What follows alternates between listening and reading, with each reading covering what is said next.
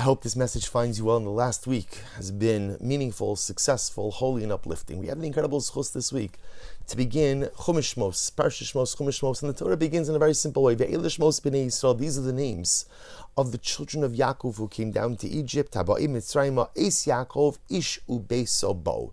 And the Torah then goes on to enumerate the names of all of Yaakov Avinu's sons.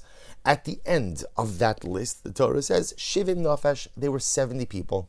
And the Lubavitch Rebbe says it's unique. Well, in other words, we could do the math, but at the end of the day, the Torah feels the need to give me the names and also the number. And the Rebbe says, herein lies the dual identity of the Jew. And he says, what's the difference between a name and a number?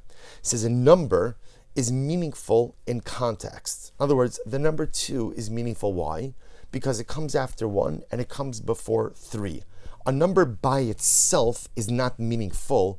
It's only a number embedded in the collective of other numbers that takes on a relevance.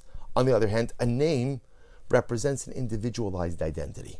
A name stands on its own. A name is a yechidos, an individualized, a personalistic identity. And the Rebbe says so beautifully that these are the two parts of the Jew. A Jew has a name and a Jew has a number. Let's work backwards. What does it mean a Jew has a number? I don't just exist for myself. I'm part of a collective. I'm part of a group. I'm part of a klal. I'm part of a nation. I have to think beyond myself. I have to act beyond myself. I have to contemplate my role and my purpose, not just for me, but in the context of Am Yisrael. I have a number, but I also have a name. And in that capacity of having a name, I have an individualized identity with personal goals and aspirations, with individualized kochos, strengths, and weaknesses that I have to address. This, says the Rebbe, is the opening message of Chumash Shemos. The cultivation of the identity of the Jew is a twofold process.